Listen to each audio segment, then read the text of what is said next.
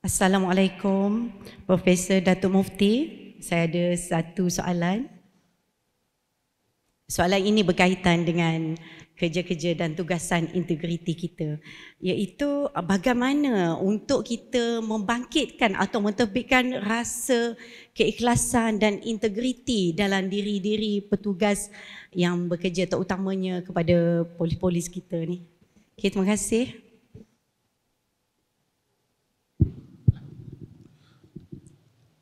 Terima kasih banyak. Soalan ini bukan saja relevan untuk polis, tapi untuk semua, termasuk saya punya kerja lah juga. Macam mana kita nak ikhlas? Orang bila masuk kerja, ada beberapa perkara. Awal-awal saya rasa semua orang pergi kerja ni, untuk kita jujur dengan kebanyakan manusia dalam dunia ni, tak ramai orang yang, kenapa awak nak kerja tertentu? Kerana saya ingin berkhidmat pada negara saya. Ada, tapi taklah berapa ramai. Betul tak? Kebanyakan basic tujuan awal dia, orang kata kerana dia nak hidup lah. Nak ada gaji, nak boleh bela anak isteri, itu asasnya. Saya tak kata salah, tapi kebanyakan orang macam tu. Bukan jarang, ada juga orang yang daripada awal dia masuk kerja, saya tak pentingkan gaji, saya pentingkan khidmat. Ada, saya pernah jumpa, ramai juga doktor, dia tak pergi kerja kat swasta, saya tanya kenapa? Saya pentingkan, saya masih belajar dahulu, saya memang nak servis untuk rakyat. Saya boleh dapat gaji banyak pada swasta, tapi saya kerja hospital kerajaan juga. Kerana itu pesan ayah saya, khidmat. Ada orang yang masuk polis, daripada kecil dia polis. Kerana dia rasa dia memang nak khidmat, nak mengatasi jenayah dan seumpamanya. Ada, tapi mungkin persen dia tak banyak. Kalau saya suruh tuan-tuan angkat tangan di atas kejujuran, pun susah nak tangkat. Tapi saya rasa memang kebanyakan masuk kerja kerana ruang pekerjaan yang boleh memberikan kita sumber pendapatan untuk hidup. Tapi once kita dah masuk belajar, ataupun kita masuk bekerja, macam orang belajar, dia masuk bekerja. Kita masuk bekerja, kita mula mempelajari tugasan kerja kita. Dan kita belajar. Besarnya makna tugasan ini. Setengah orang dia minta kerja, 1-2 kerja, yang mana dapat lah. Dia isi borang belaka. Tanpa dia ada tujuan. Tapi bila dia masuk, dia ada kesedaran. Saya baca dalam Ibn Manda, Al-Imam Az-Zahabi sebut, dia kata sebahagian daripada pelajar penuntut ilmu, masa awal belajar tak ikhlas, tapi bila dah masuk, ikhlas. Ikhlas tu penting. Kita masuk, kita nak dapat gaji yang halal, satu. Tapi kita tahu tugasan kita ini ada kaitan dengan memberikan khidmat kepada manusia. Dan memberikan khidmat kepada manusia itu merupakan pahala yang besar. Dan pengkhianatan pada tugasan ini ialah pengkhianatan kepada amanah yang dipikulkan di atas bebanan kita. Jadi kita keluar, jika tidak, duka cita.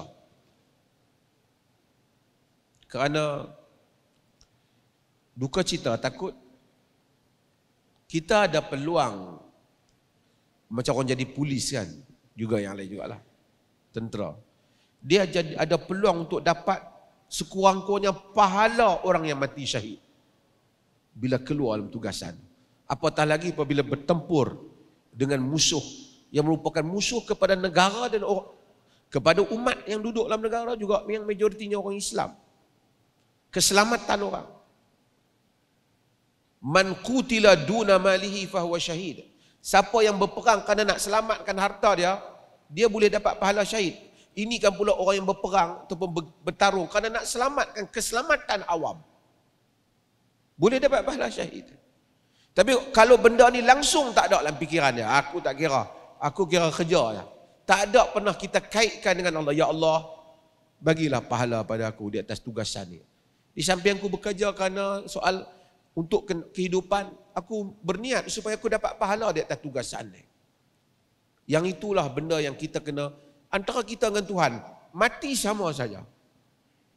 Sebab itu di dalam peperangan, hadis riwayat Imam Bukhari,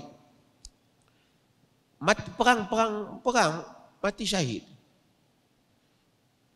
Orang ni mati, sahabat kata mata syahid, mati syahid. Tapi pada satu jenazah tu Nabi kata la, Nabi kata inna syamlata allati akhadhaha yawma Khaybar minal maghanim lam tusibhu al maqasim yashta'ilu alaihi nara. Nabi kata tak, dia tak masuk syurga yang mati tu, kerana selendang yang dia ambil di dalam peperangan Khaybar. Bila perang ada harta rampasan perang, buti atau hantar rampasan perang. Selendang yang dia ambil pada hari peperangan Khaybar daripada harta rampasan perang tidak mengikut maqasim, tidak mengikut peraturan pembahagian yang betul, yashta'ilu alaihi nara, menyalakan ke atasnya api neraka. Bayangkan, dia telah bayar nyawa dia. Masa tu bukan peperangan nak ada gaji. Memang pergi perang dengan Nabi. Bukan kata Nabi kata, yang ni gaji sebulan. Tak ada. Memang for the sake of religion. Perang hanya kerana Tuhan. Pada zahirnya lah. Kerana Allah. Tapi dia join peperangan itu. Dia ambil harta dengan cara yang tak betul. Dalam peperangan tu. Yashta'ilu alaihi nara. Tashta'ilu alaihi nar. Yashta'ilu alaihi nar. Menyala kepadanya api neraka. Sebab itu kita yang duduk dalam saya sama juga, bukan polis saja, mufti ke, ustaz ke, timbalan mufti ke, sama juga dengan kerja kita ni. Betul ataupun tak betul. Slogan okey, zahir kerja okey. And the end of the day, between us and Allah Subhanahu Wa Taala, di antara kita dengan Tuhan. Allah saja tahu dia ni dapat pahala atau tak dapat pahala. Kenapa dia menyertai dan apa yang dia buat ketika dia berkhidmat dan berkaitan dengan tugasan. Manusia semua ada salah. Mungkin dia ada salah di luar pada ni di rumah dia, salah yang personal. Itu antara dia dengan Tuhan lah. Tapi salah yang berkaitan dengan jawatan dia. Berkaitan dengan tugasan yang diberi pada dia. Sebab itu mudah-mudahan semua kita, setiap hari kita ada peluang yang sama. Hatta orang awam yang start motor pagi-pagi nak keluar, kalau dia mati masa dia pergi kerja tu, dia mati mendapat pahala fisabilillah kerana dia keluar nak bagi makan anak isteri dia. Termasuk kita juga. Tapi kalau dalam fikiran dia, dia tak pernah kata aku ni nak bagi makan anak isteri ni kerana tugas Allah Ta'ala bagi pada aku. Ataupun aku nak pertahankan negara ni. Allah takdirkan, dah lah nak dapat rezeki. Ditakdirkan pula tugas untuk menjaga orang, keselamatan orang. Masya Allah, ada ruang kebaikan untuk aku buat. Dia tak ada langsung dalam fikiran dia yang tu. Dia hanya fikir dia dapat duit, lepas tu aku selesai masalah aku. Itu kerugian tu ditanggung oleh diri dia. Walaupun dia ada peluang sebenarnya untuk mendapatkan pahala yang besar. Wallahu a'lam.